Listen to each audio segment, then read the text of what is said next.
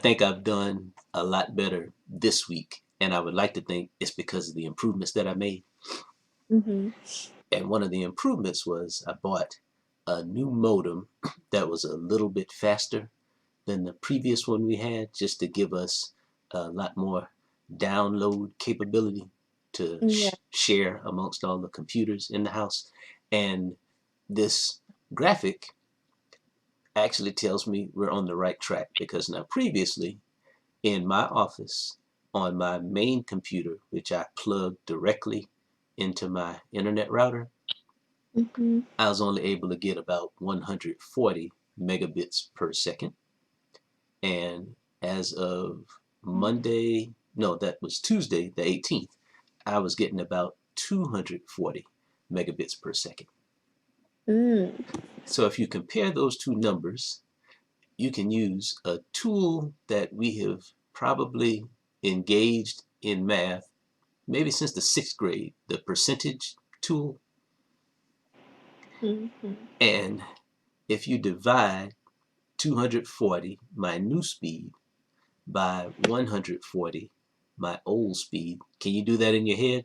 It's totally okay if you don't. No, All I right. can't. Well, I did it before we signed on today.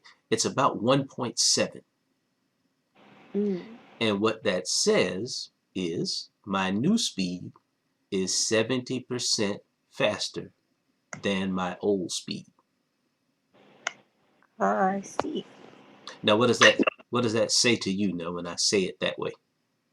That um that your new like uh service or whatever is just it works faster. Right. Now, it is just as correct for me to say my new speed is 1.7 times faster than my old speed, but that may not communicate a whole lot to you. See what I'm saying? Yeah. So if we have no other appreciation for percentages, percentages allow us to talk about numbers in a way that people can kind of understand, see, and feel. You can feel what 70% is. 70% is a lot more than before. Yeah. All right. Now, this 70% increase is what I hope to see when I go upstairs to my wife's office and test her internet. Now, she's upstairs. She is not able to plug directly into the router. She has to use the wireless signal, Mm-hmm. and she's in a corner of the house. So that means her wireless signal is a little weaker than it is over the rest of the house. But I created a solution for that, which I'll show you in a second. And I'm now able to get her about 100 megabits per second in her office. And I used to only be able to get her around 60 megabits per second. Now, if you Oh. divide 100 by 60, it's about 1.7, which Oh. means the same speed increase I'm seeing in my office, I'm also seeing in her office. And I don't know how you look at things, but as a husband, you want to make sure your wife's stuff is working at least as good as your stuff. You might want it to work a little better.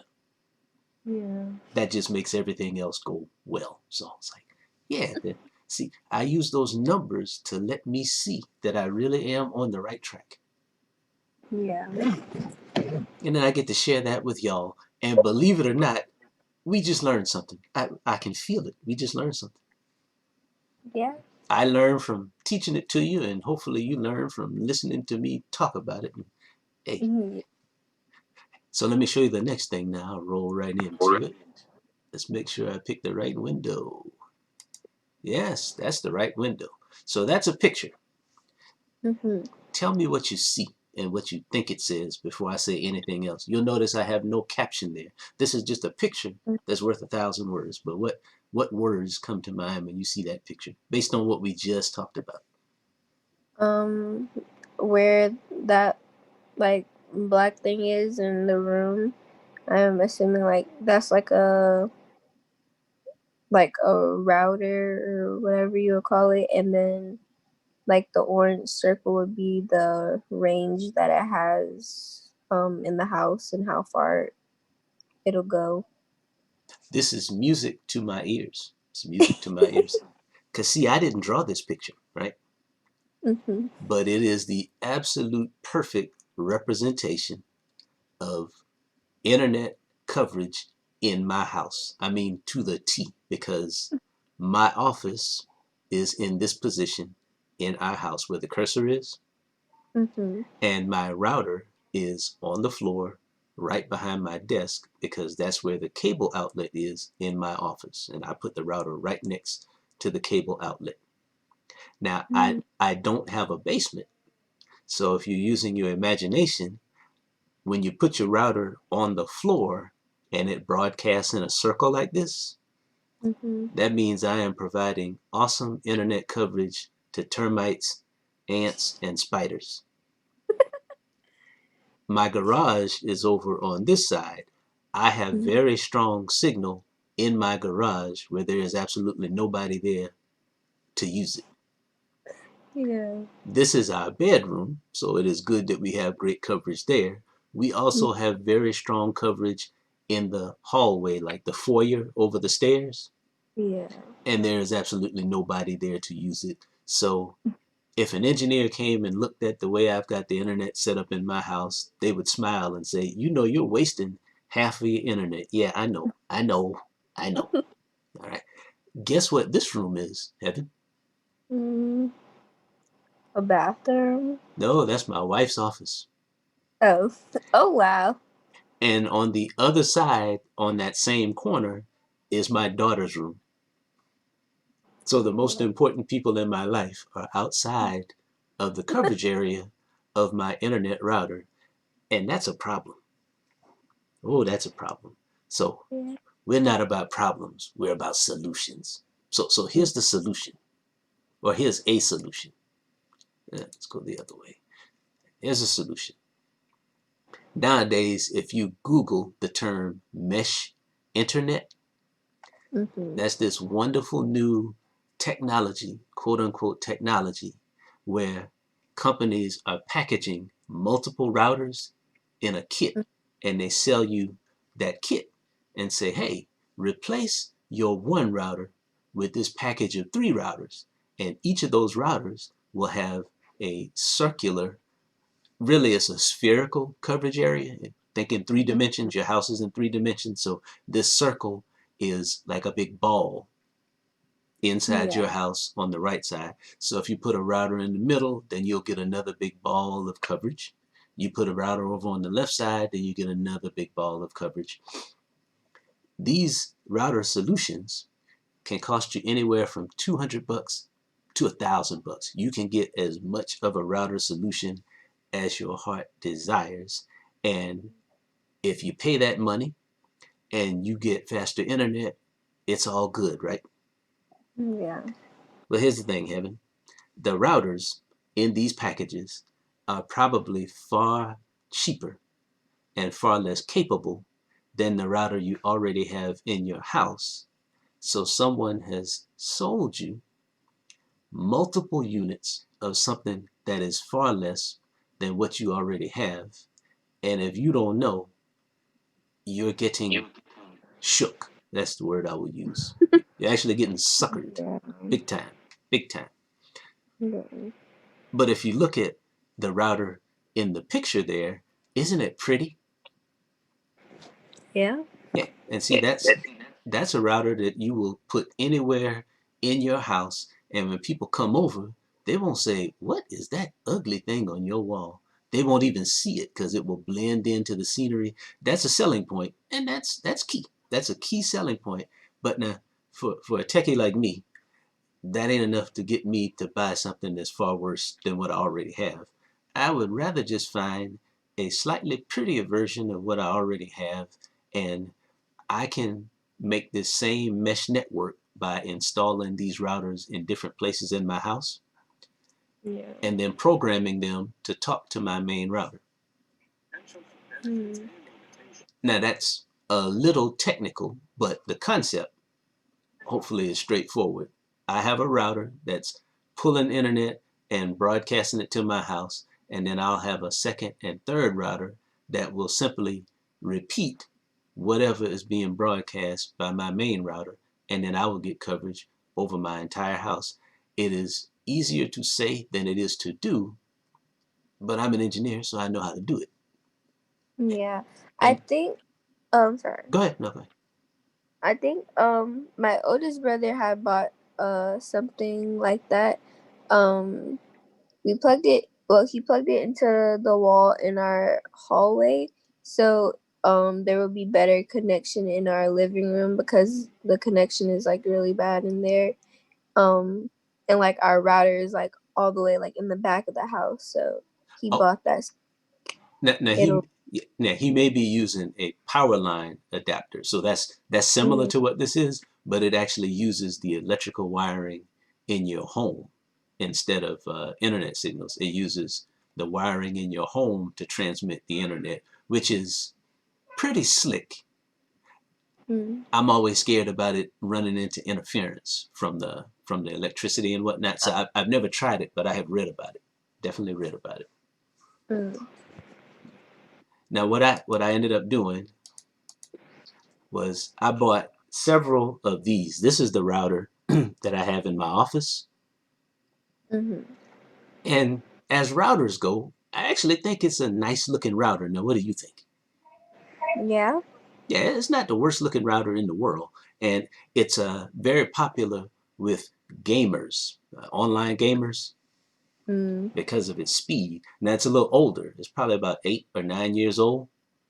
Oh wow. But for a person like me, I understand that the technology it contained 8 or 9 years ago is very much the rival of anything that has been produced since then, but these are much cheaper. So that makes them very attractive to me because I want several of them. So I went and bought three of these, and Mm. I placed one in my wife's office, and it did exactly what I needed it to do. So I didn't even use the other two. I cloned one of them to be a backup for what I put in her office, Mm. and then I cloned the other one to be a backup for my main router. And that's what they will do. If I burn them up for whatever Yeah. reason, then I'll just put the backups in. And now I have two things that I want as a designer. I have a solution, and then I have what we call redundancy. Now, redundancy is a word that has a pretty negative connotation most of the time, but in the world of Mm. networking, redundancy is something that you want. You Mm. you want to be able to replace what you have with something equal, if not better, and you want to be able to do it just like that.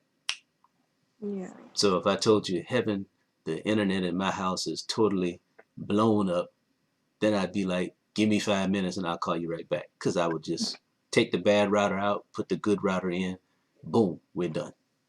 Yeah. And I did the same thing with our modem too. I have two modems that are exactly alike. And if one messes up for any reason, then I pop that one out, I pop the other one in. And when you dabble in networks, or if you actually study this kind of stuff in school, you will have it drilled into your head that redundancy is the lifeline of any good network. Because if you can't get to your destination by one pathway, then you need many alternate pathways. And if one is blocked, then you use one of the others. Don't that sound a lot like life and options? Mm. Yep. There I go again. So what I tell most of the cats at PLC, most of whom may have some kind of challenge with graduation, if you need no other reason why you want to graduate as many times as you can, is every time you do it, it gives you options, and it gives you multiple options. Yeah. And you can still live a perfectly fine life without those options. You're just going to have to do something to create them on your own. Mm-hmm. And you'll find that, yeah, you got to do a lot of work to create your own options. You can do it, Yeah. but you got to do a lot. You got to do a lot. I'm gonna throw this one at you, and then I'll leave you alone. That'll be enough learning for one day. So what does that look like? Now I have a title on this one now, so that will be a dead giveaway. But Oh. Well. Yeah. It's just showing the um coronavirus cases and um by reading the like scale or whatever. I'm assuming the lighter. the places are shaded, then the fewer the cases, and the darker it gets, it's the like more cases there are. You have hit the nail on the head. That is what it shows. And now that tells me two things. First, it tells me that you have an analytical ability. Yes, and that's a good thing. And the second thing is this is a very well done presentation. Very well done. Mm. Because it is showing you a whole lot of numbers, but it is showing them to you in a way that allows you to see what it is trying to show you as opposed to the numbers themselves, Yeah. which is what makes this a beautiful teaching tool to me, because my motto as your coach is to help you see, say, and show. You got to see what's going on. You got to be able to say what's going on. And you got to be able to show what's going on and show that you know what's going on. And you show what's going on best by being able to see it and say it. It all kind of works together. Yeah. So what's going on with this map now is it is presenting the coronavirus situation to you in a way that is particularly useful to me, because we know this thing is bad, right? We know it's bad. Yeah. But what we want to see, especially as educators trying to make decisions about keeping a school closed or opening, we want to see that it's getting better, and then that it continues to get better. That's what we want. So what this map shows is the cases for the last 7 days, the average number of cases per day over the last 7 days. Mm. What most schools are watching is they want to see the average number of cases over 14 days or 2 weeks. They want to see that average continue to decrease in a certain way before they will feel safe opening schools. Yeah. So if you are orange on this map and you want schools to open, you're seeing what you want to see. Mm-hmm. Now, if you are red and you want your schools to stay closed, you are seeing what you want to see. Mm-hmm. If you're like me and you just want everyone to be in the safest situation possible, including your students, who are probably safer educationally speaking, if we can all be in the same place and have fellowship while we're learning, then you say, well, I will abide by what these numbers guide me to do so that I err on the side of caution. I don't want to put anybody in any kind of situation, any kind of adverse situation, just to have what I want. What I want is not quite that important. Yeah. So the way they construct this map is you're looking at the number of cases, the number of cases per day over the last 7 days. You're looking at that average, and you are comparing that average to the total number of cases. Now, that's a lot of words, but here's what that boils down to. If we had 10 cases overall and 3 of them showed up in the last 7 days, Mm-hmm. that's not good. If we've got 10 cases overall and 1 of them showed up in the last 7 days, okay, that's not the worst situation in the world. Because Yeah. that first example said, hey, 33% of your total cases have happened, no, 30% of your total cases have happened in the last week. In the second example I gave you, that says 10% of your total cases have shown up in the last week. So the people who are reddest are the people who have had around 20% of their total cases show up in the last week. Mm. If you're orange, you still have cases, you just don't have that many showing up over the last week, but you still have cases. So Yeah. to the people who say, oh, this is getting better, I said, no, dog, it ain't getting better until you don't have anybody getting sick. Mm-hmm. That's when it's getting better. You might be getting closer to what you want, and you're trying to make the picture look like what you want it to look like, but no. And here's another reality that dawned on me, right? I'm going to point at the reddest counties that I see. That's the reddest one that I see, right? Mm-hmm. That is Chattooga County in Georgia. Now the name alone probably suggests there are not that many people that live in Chattooga County, right? Mm-hmm. Yeah. That's a pretty small place. And I remember that this is Chattooga because it is not far from Chattanooga, Tennessee, which is up here. Mm-hmm. So Chattooga is on the way to Chattanooga. Then another red one is down here in the corner. That's Seminole County in Florida. Well, Seminole County, Georgia. But I remember that's Seminole County because it's close to Florida. Mm-hmm. And it actually lies on the border between Georgia, Alabama, and Florida. So it's almost part of 3 states. Mm-hmm. Neither one of those places has that many people, but the number of cases that they've had in the last 7 days says, man, there may be an outbreak there, even though that place is small and the people are probably very spread out. Now, what you and I don't know is we don't know why that is. These people could have all gone to a party. They could have Yeah. all been in a church choir. They could have been at church. They could have all been in the same grocery store. We don't know that story. The numbers won't tell us something like that. But what we know is there's an outbreak there. And heaven, if there's an outbreak anywhere in Georgia, by virtue of our interstate highway system and the fact that we're under no travel restrictions, could somebody in Seminole County not jump in their car and travel Interstate 75 and be in Atlanta in less than 3 hours? Yeah.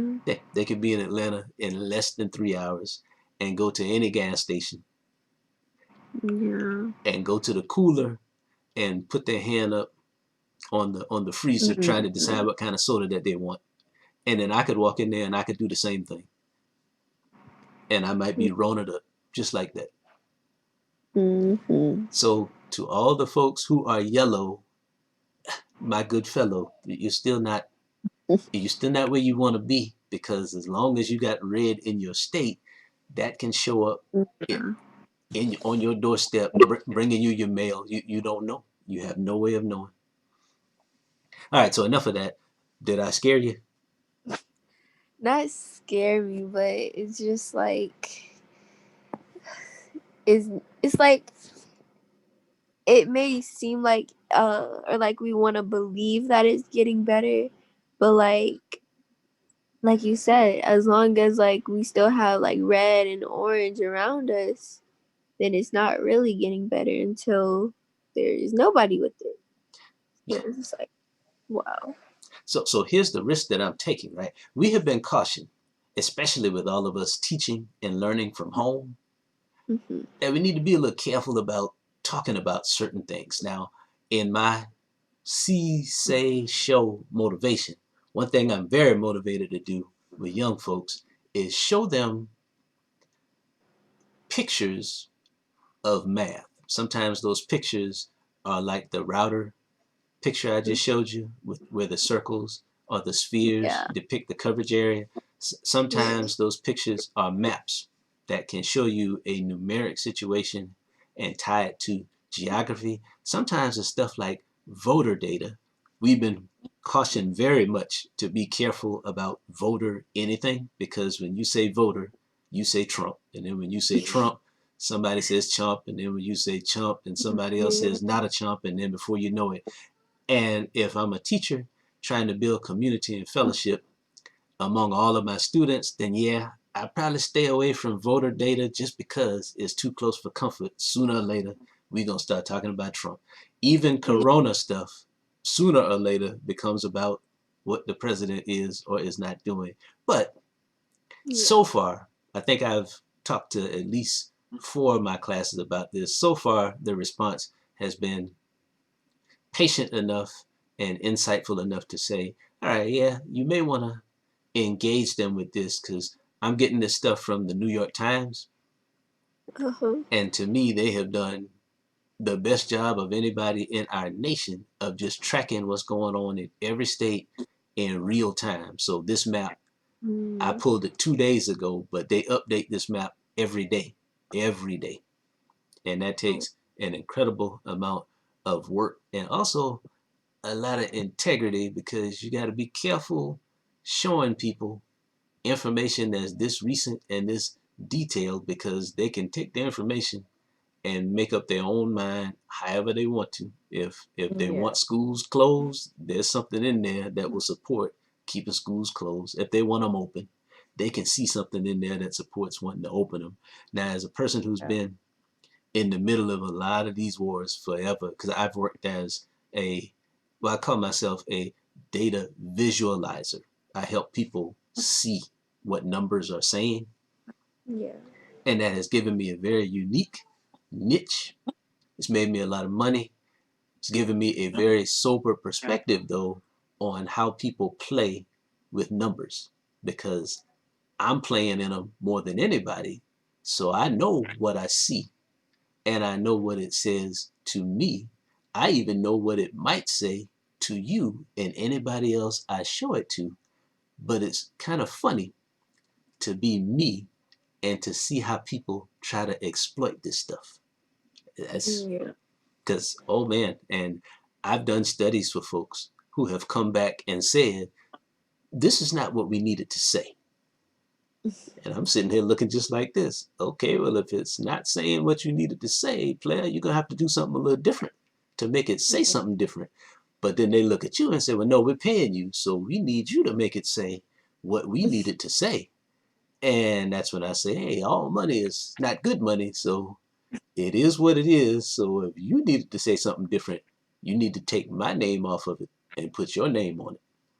Yeah. And I've had to walk away from a lot of assignments in situations just like that, because when they call on you, they're calling on you for two reasons. They know they got some work to do that they don't want to do. They would like for you to do it.